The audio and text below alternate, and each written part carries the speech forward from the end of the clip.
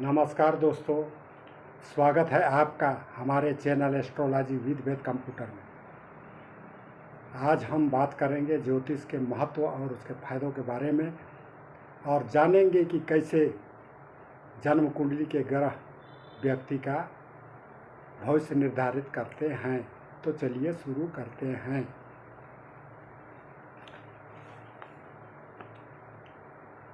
दोस्तों, ज्योतिष एक प्राचीन एवं प्रमाणिक विज्ञान है या कहें डिवाइन साइंस है, जो ग्रहों और नक्षत्रों की स्थिति और उसके प्रभाव को बताता है। हमारे ऋषि मुनियों ने इस विज्ञान को हजारों साल पहले विकसित किया है।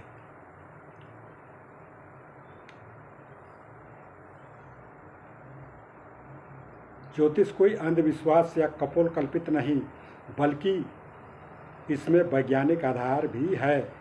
विज्ञान को आप दो खंडों में बांट सकते हो, प्राचीन एवं आधुनिक विज्ञान या एशियंट एंड मॉडर्न साइंस।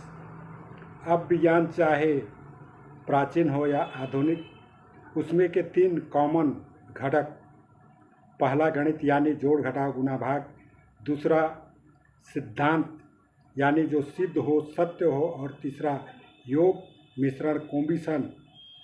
इन सब के मद्देनज़र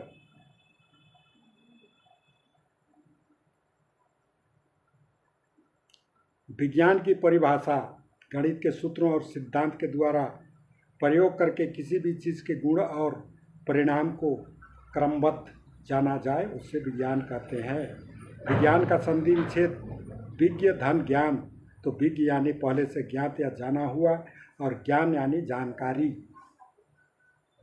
ज्योतिष विज्ञान है, इसीलिए उसके द्वारा सूर्य या चंद्र ग्रहण लगने के एक्यूरेट दिन दिनांक और समय को घटना के पूर्व में ही ज्ञात करके पंचांग या कैलेंडर में लिख दिया जाता है। तो आपने भी पढ़ा या सुना ही होगा, गौतम बुद्ध उर्फ सिद्धार्थ के बचपन में ही उसके महान राजा या सन्यासी बनने का भविष्यवाणी कर दिया गया था, जो कि आगे चलकर सत्य भी साबित हुआ था। दोस्तों, अगर हम बात करें योग कॉम्बिनेशन की, तो आधुनिक विज्ञान के दो यौगिक पदार्थ हवा और पानी कई गैसों के योग मिश्रण से बने हैं, जो कि शुद्ध अशुद्ध दोनों रूपों में पाए जाते हैं। सूर्य के सप्त किरणों के मेल से धूप बनता है। बरसात के दिनों में धूप के छनने पर इंद्रधनुष या रेनबो भी बनता है। तो यह समूची सृष्टि रचना योगमयी है। भगवान विष्णु के योग माया को हर हिंदू जानता है। विष्णु अवतार राम के असली सीता को नहीं, बल्कि योग माया वाला सीता को हरण करके रावण लंका ले गया था। विष्णु अवतार भगवान कृष्ण के साथ भी योग माया पैदा हुई थी, जिसे कि पापी कंस पत्थर पर पटक कर मारना चाहता था, लेकिन मार नहीं पाया। मान्यता अनुसार यूपी के मिर्जापुर शहर के निकट स्थित विंध्यवासिनी देवी कृष्ण के साथ जन्मी योग माया की ही प्रतीक है। 5 महाभूत या पंच तत्व आग, हवा, पानी, धरती और माटी और आकाश आदि के कॉम्बिनेशन से हम सब मानव का शरीर बना है। हर चलायमान जीव अपने अपने माता पिता के कॉम्बिनेशन के ही रिजल्ट्स या नतीजे हैं। योग कॉम्बिनेशन नामक गाय की पूंछ पकड़ कर बाबा रामदेव भवसागर में तैरते हुए देश दुनिया में अपना सिक्का जमा लिया है।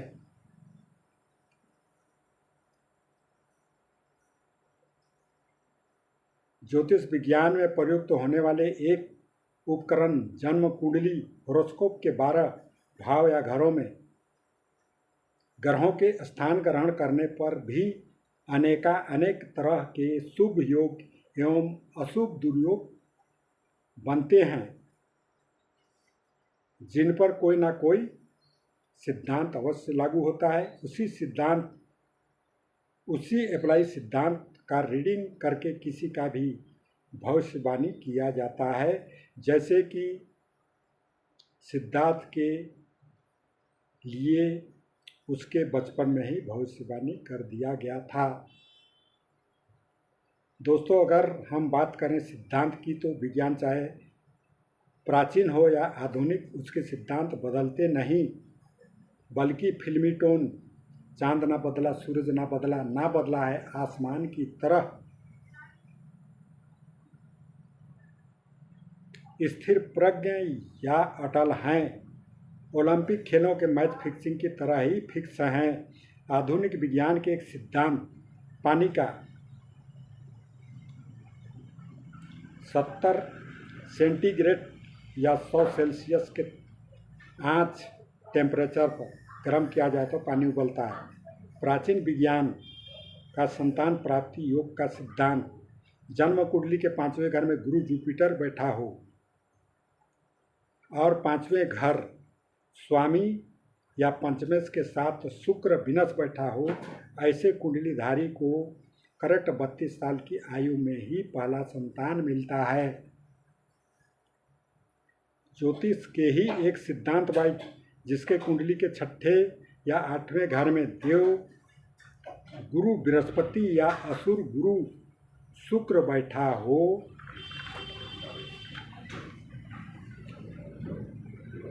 खासकर अनुसंधान, रिसर्च या रहस्यमयी अकल्ट ज्ञान के 8वें घर में रिसर्चर शुक्र बैठा हो, ऐसा जन्मज निश्चित रूप से ज्योतिष का जानकार होता है।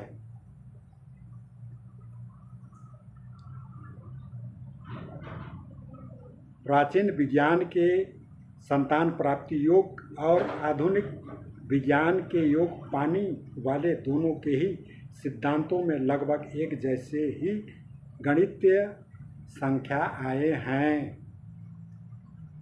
पानी का सिद्धांत बदला नहीं है, जैसा पहले था वैसा ही आज भी है। यह बात को हर शिक्षित व्यक्ति जानता और मानता भी है। लेकिन जस्ट या सीनियर ज्योतिषी पराशर के थ्रू 5000 साल पुराने विज्ञान या मंत्रेश्वरकृत फलदीपिका के दोनों सिद्धांत को मानने के लिए आपका कुतर्की दिमाग तैयार नहीं होगा, क्योंकि आपके कुतर्की दिमाग के हिसाब से ऐसा हो ही नहीं सकता। ऐसा होना संभव ही नहीं है। तो ज्योतिष के उन सिद्धांतों के सच्चाई को परखने या कन्फर्म करने के लिए आपको ऐसे व्यक्ति को खोजना होगा जिसके कुंडली के 5वें घर में गुरु हो, पंचमेश के साथ और 8वें घर में शुक्र बैठा हो। तो ऐसे कुंडली वाले व्यक्ति को आप कहाँ खोजते फिरोगे? आपके इस दुरूह कार्य को मैं आसान किए देता हूँ, कर दे रहा हूँ। दोस्तों, जिस तरह छन्नी को छाना नहीं जाता, उसी तरह प्रमाण सर्टिफिकेट का भी प्रमाण नहीं होता है, क्योंकि प्रमाण स्वतः ही प्रमाण होता है। तो खुद मेरे ही कुंडली में ज्योतिष के उपरोक्त दोनों सिद्धांत घटित या लागू हैं। अगर आप इस वीडियो को देखते हुए यह सोच रहे होंगे कि मैं ज्योतिष के फेवर में फालतू का लेक्चर दे रहा हूँ, केवल डींगे हाँक रहा हूँ, मेरे कथन में जरा सा भी सच्चाई का फूट नहीं है, तो सांच को आँच की ज़रूरत नहीं होती। मेरे कुंडली के 5वें घर में जुपिटर तो है ही, और पंचमेश के साथ नहीं, खुद शुक्र ही मेरा पंचमेश बनकर अकल्ट ज्ञान वाले 8वें घर में ही बैठा है। इसीलिए मैं ज्योतिष के बारे जानता समझता हूँ और उसे आपको बता भी रहा हूँ।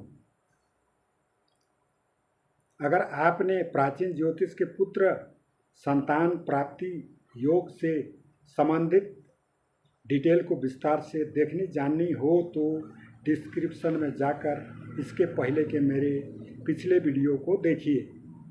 अब आगे तो पूर्व कथित फिक्सिंग के चलते ही हर एक साल करेक्ट 14 जनवरी को ही मकर संक्रांति पड़ता है।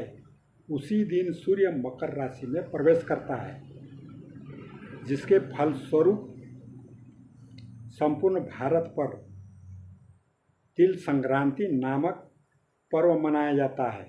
उसी दिन से आगे 30 दिन तक देशी महीना माघ रहता है। संक्रांति का मतलब सूर्य का राशि परिवर्तन करना होता है। साल भर में सूर्य 12 बार राशि परिवर्तन करता है। प्रत्येक राशि में सूर्य 30 अंश या डिग्री का भोग करता है।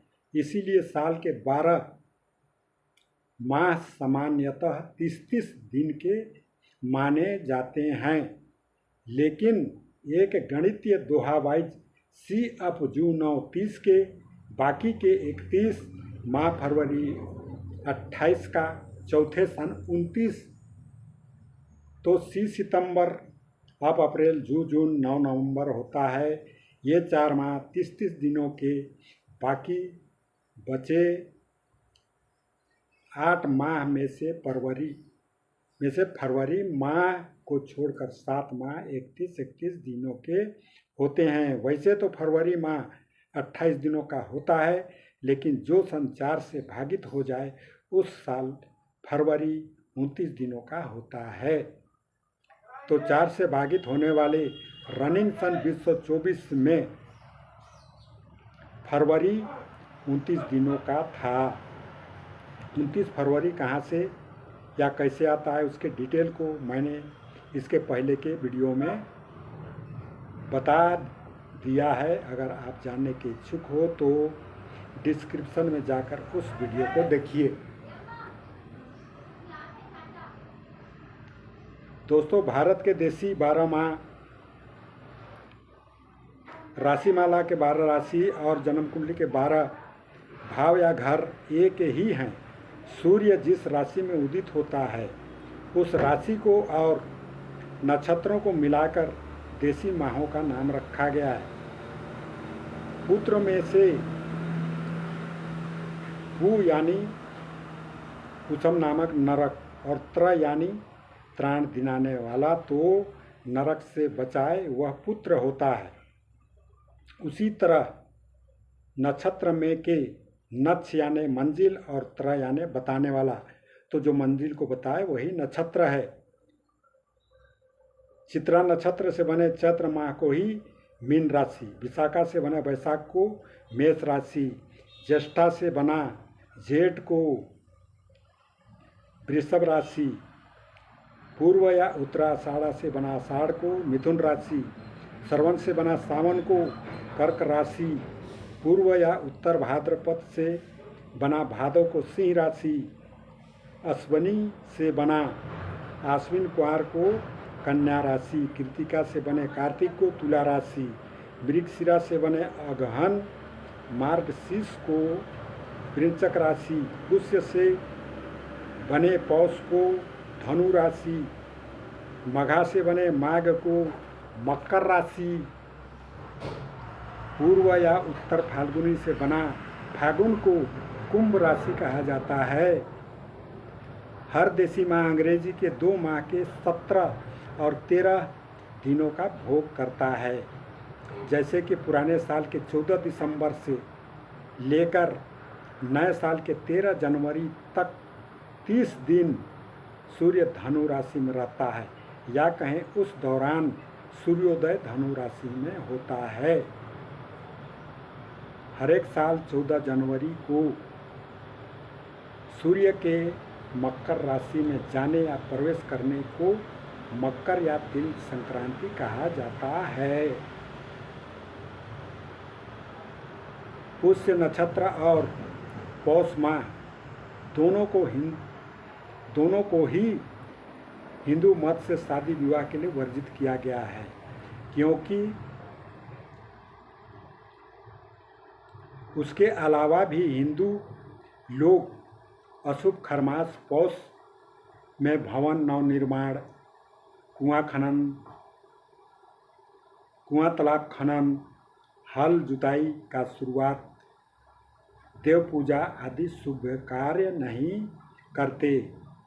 कुंडली के घरों में लिखे गए 1 से लेकर 12 तक के संख्या असल में 12 राशियों के ही क्रमांक होते हैं। दोस्तों, अच्छा और बुरा, सच और झूठ, सुख और दुख, धूप और छांव, धरती और आकाश आदि जोड़े एक ही सिक्के के 2 पहलू हैं। धन की देवी लक्ष्मी का वास स्थल माना गया कमल फूल की जड़ में कीचड़ होता है, तो दुनिया को लीड या गाइड करने वाले बड़े या महान लोगों का जन्म भी कीचड़ में खिले कमल की तरह अशुभ माह पौष में यानी 14 दिसंबर से 13 जनवरी के बीच ही हुआ था और हुआ भी है। जैसे कि 18 दिसंबर गुरु घासीदास, 22 दिसंबर गणितज्ञ रामानुजन अय्यर, 25 दिसंबर ईसा मसीह, गणितज्ञ न्यूटन, अटल बिहारी वाजपेयी, बाबा रामदेव, 26 दिसंबर बाला साहेब देशपांडे, अखिल भारतीय वनवासी कल्याण आश्रम संस्था के संस्थापक, 27 दिसंबर हीरो सलमान खान, 29 दिसंबर हीरो सांसद राजेश खन्ना, ट्विंकल खन्ना, पुलकित सम्राट, और 29 दिसंबर का एक पैदाइश मैं भी हूँ।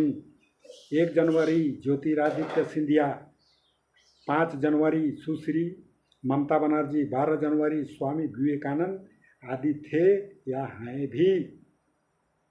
इन सब ने किसी न किसी रूप से धर्म या ज्योतिष के माध्यम से दुनिया को लीड या गाइड किया। अब अगर धनुष सूर्य की वजह से जन्मधारी में गणित का ज्ञान आना माने तो विश्व विख्यात 2 ग्रेट गणितज्ञ न्यूटन और अय्यर का जन्म धनु राशि के सूर्य में ही हुआ था। धनु राशि के ही सूर्य में जन्मा बाबा रामदेव अपने गणित ज्ञान के बूते ही योग के आड़ में पतंजलि उत्पाद का अच्छा खासा बिजनेस खड़ा कर लिया है। उसके बर्थ डेट 25/12/1965 का मूलांक 7 केतु का और लक्की नंबर 4 राहु का है। राहु केतु हमेशा उल्टा चलते हैं, तो उन दोनों से प्रभावित बाबा रामदेव शीर्षासन करके सर के बल खुद और औरों को भी उल्टा खड़ा करा देता है। 7 और 4 का जोड़ 11 का मूलांक 2 चंद्रमा का अंक है। मन दिमाग के कारक चंद्रमा के मूलांक 2 वाले 2, 11, 20, 29 तारीख को या भाग्यांक मिश्रितांक 2 में जन्मे लोग औरों से ज़्यादा माइंडेड होते हैं। 2 अक्टूबर को जन्मे हाई माइंडेड गांधी जी ने पूर्व से लड़े जा रहे भारतीय स्वतंत्रता लड़ाई के सिस्टम को बदला तो 15 अगस्त 1947 को भारत आज़ाद हो गया। 2 अक्टूबर को ही जन्मे अन्य लोग फ्री इंडिया के second PM Lal Bahadur Shastri, film maker Abdul Rashid कारदार, 2 अप्रैल कॉमेडियन कपिल शर्मा, 2 जून 2023 मेरी पोती ग्रैंड डॉटर तन्वी, 11 अक्टूबर मिस्टर अमिताभ बच्चन और मेरा भतीजा अनूप सिंह, 11 अप्रैल सूर्यपुत्री यमुना को मैच करती मुझ पर्याय के सूर्य दिनेश्वर की पुत्री कुमारी ललिता, 20 फरवरी 2015 को जन्मे पत्रकार खुशवंत सिंह का मूलांक और भाग्यांक दोनों 2-2 ही था। 20 अगस्त राजीव गांधी, 20 अप्रैल अजीत जोगी, 29 दिसंबर वाले बाप राजेश खन्ना और बेटी ट्विंकल खन्ना, कोई पुलकित सम्राट और मैं खुद भी हूँ। मिश्रितांक 2 वाले बाबा रामदेव के जीनियस व्यापारी दिमाग को आप जान ही चुके हो। और छोटा मुंह बड़ी बात, इस वीडियो में आप सब मेरे दिमाग का ही दीदार कर रहे हो। दोस्तों इन सब के अलावा भी बुद्धि विवेक के कारक बुध के मिथुन लग्न या उसके 3 नक्षत्र अश्लेषा, ज्येष्ठा या रेवती आदि में से किसी एक नक्षत्र में जन्मे व्यक्ति का दिमाग बहुत उपजाऊ होता है। तो एटम बम के निर्माता अल्बर्ट आइंस्टीन का, मोरारजी देसाई और बिहार के पूर्व सीएम नीतीश कुमार आदि का जन्म बुध के मिथुन लग्न में हुआ था। अगर अपनी बात करूं तो मेरा भी जन्म लग्न मिथुन और जन्म नक्षत्र बुध का ही रेवती है। तो इस तरह आप समझ ही गए होंगे कि कुंडली के ग्रह और बर्थ डेट के मूलांक, भाग्यांक, मिश्रितांक के स्वामी ग्रह जातक को या उसके जीवन को किस तरह प्रभावित करके उसका भविष्य निर्धारित करते हैं। प्रकाश से बने प्रकाशक, प्रकाशन, प्रकाशित की तरह ही ज्योति से बने ज्योतिषक या ज्योतिष भी प्रकाश के ही पर्याय हैं। प्रकाश से हमें किसी भी चीज़ के वस्तु स्थिति का बोध होता है। वैसे ही ज्योतिष के प्रकाश में जन्म कुंडली को देखकर संबंधित व्यक्ति के जीवन का वस्तु स्थिति पता चलता है। ऐसे सच्चे ज्योतिष को केवल अंधविश्वास के रूप में देखना मानना उचित नहीं है। इस तरह तो आप अप्रत्यक्ष रूप से अपने ही पैरों में कुल्हाड़ी मार रहे हो। और ज्योतिष का उपयोग केवल भविष्य जानने भर के लिए नहीं बल्कि अपने जीवन को सुधारने के लिए भी किया जाता है। वह कैसे को समझने के लिए कुछ और बातों को भी जानिए। तो हमारे वेदों ने मानव के हितार्थ में धर्म, अर्थ, काम और मोक्ष आदि 4 पुरुषार्थ या एफर्ट्स की कामना की है, जिनमें से पहला पुरुषार्थ धर्म का अर्थ पहनना या धारण करना होता है। इसीलिए कहा गया है धार्यति स धर्म। और जिस तरह लेडीज साड़ी को पहनने के लिए एक आधार पेटीकोट चाहिए होती है, उसी तरह हमें मानव कहलवाने वाले धर्म को धारण करने के लिए भी आधार चाहिए होती है। तो धर्म के आधार को ही ज्योतिष कहा जाता है। ज्योतिष के बिना धर्म अधूरा, नगण्य होता है। अगर आप यह मानते हो कि हंसने, बतियाने, कपड़ा पहनने या सुपर माइंडेड होने के चलते ही हम मनुष्य कहलाते हैं, तो आप सरासर गलत हो। क्योंकि ट्रेंड करने पर तोता मैना भी मनुष्य की तरह बोलते हैं। तमाशेबाज, मदारी या सर्कस वाले अपने कुत्ता, बिल्ली, बंदर, भालुओं को कपड़ा पहनाए रखते हैं। और जहाँ पर मनुष्यों का सुपर डुपर माइंड हार जाता है, वहाँ पर स्नीफर डॉग नामक पशु के माइंड का ही सहारा लिया जाता है। धर्म हमारे साथ है, उसी का प्रमाण दुनिया के समस्त लेडीज को उपलब्ध केयर फ्री वाला पीरियड, मंथली कोर्स या माहवारी या मासिक धर्म है, जो कि पशुओं के फीमेल्स में नहीं पाया जाता है। इसीलिए तो धर्मशास्त्रों ने कहा है धर्म विहीन नर पशु। तो दोस्तों, सृष्टि के अन्य चौपाए पशुओं से 2 पाए मानव को अलग करने वाले धर्म के आधार ज्योतिष को नकार कर या उससे विहीन होकर क्यों आप धर्म ज्योतिष विहीन नर पशु बनने को आतुर हो, आमादा हो। तो मेरे बताए इन बातों पर जरा अच्छे से और गहराई से आप जरूर विचार करना जनाब। तो दोस्तों, यह था सागर में गागर जैसा, गागर में सागर जैसा। तो दोस्तों, यह था गागर में सागर जैसा ज्योतिष की अहमियत, महत्व और फायदों का संक्षिप्त जानकारी। उम्मीद है आपको यह जानकारी उपयोगी लगी होगी। अगर आपके मन में ज्योतिष को लेकर कोई सवाल या शंका है या आप इसी विषय पर और भी वीडियो चाहते हैं तो प्लीज़ हमें कमेंट करके ज़रूर बताएं। वीडियो को लाइक और शेयर करें और हमारे चैनल को सब्सक्राइब करना ना भूलें ताकि आपको हमारे नए वीडियोज़ की जानकारी मिलती रहे। हमारे चैनल को सब्सक्राइब करें। आज के लिए बस इतना ही दोस्तों। इस वीडियो को देखने के लिए धन्यवाद। जय हिंद, नमस्कार, बाय बाय।